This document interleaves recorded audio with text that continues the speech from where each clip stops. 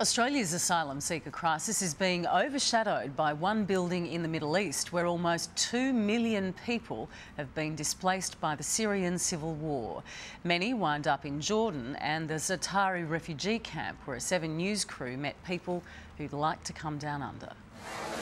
These are the faces of Syria's civil war, virtually begging for their daily bread.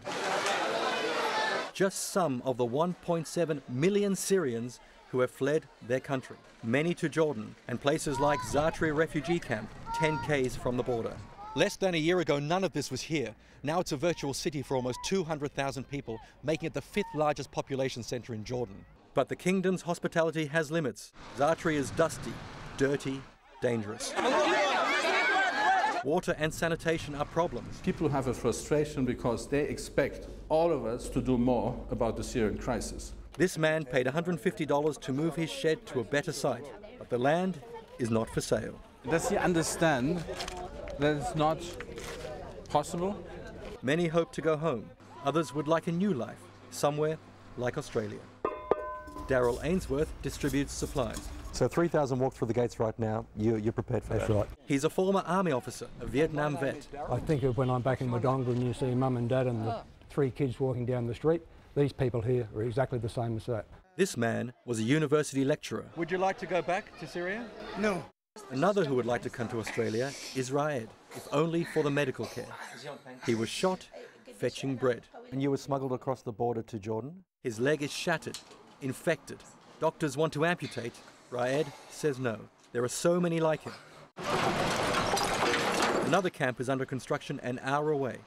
It seems hard to believe just by looking at it, but in less than a month's time, this 25-kilometre stretch of unforgiving desert will become home to the world's newest refugee camp.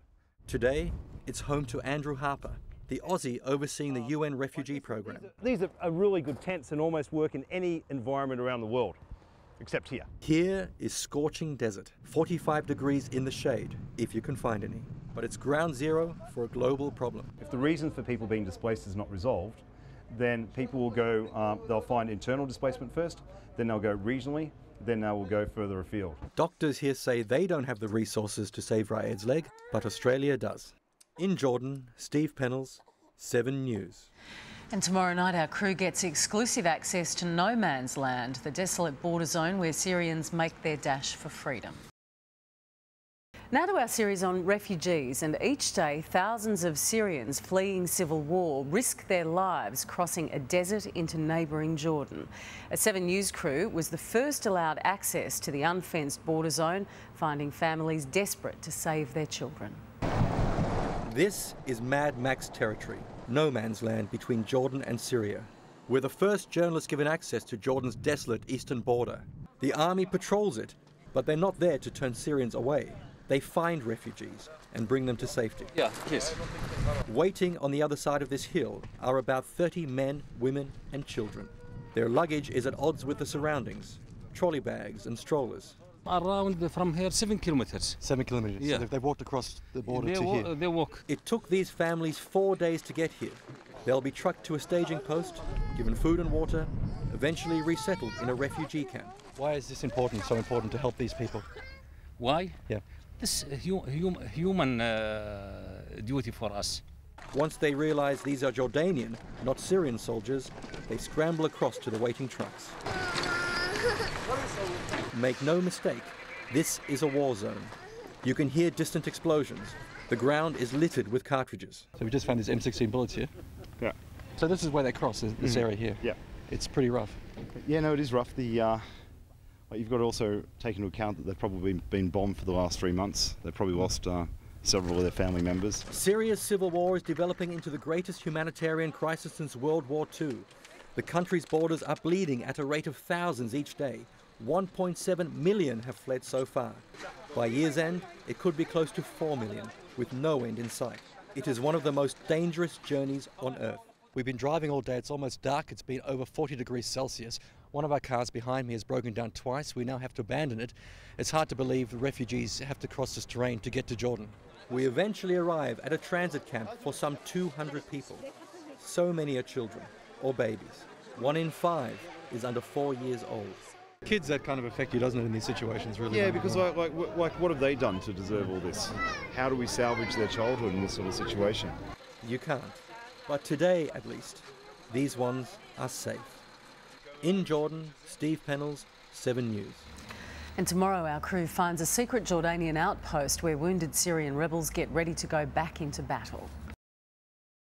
To our special reports on the Syrian crisis now, and 7 News has uncovered alarming evidence of torture at the hands of government forces. We found the victims at a secret rebel base in Jordan, a clearinghouse for the casualties of war. These are Syrian rebels, baying for the blood of President Assad. They're ready, willing, but most are unable. All are casualties of battle and victims of torture. We've been brought to a secret safe house on Syria's border with Jordan. It once was an old school. Now it's a chamber of horrors, with evidence backing up reports of torture by Assad's forces. Like Mohammed, he's lost his left leg and one eye. Can we see the bullets? Ibrahim is only 12, shot twice just walking home. This man was tortured on a back-breaking device called the German chair. His wounds are horrific. He shows what they did. You're making me remember, he says. All these men want to fight again, but some clearly can't.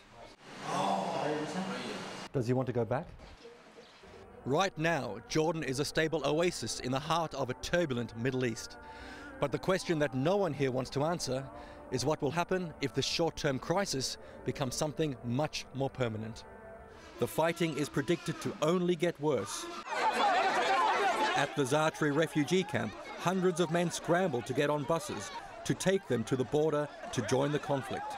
The war's been going for over 2 years now. These men swear it won't end until they win. In Jordan, Steve Pennells, 7 News.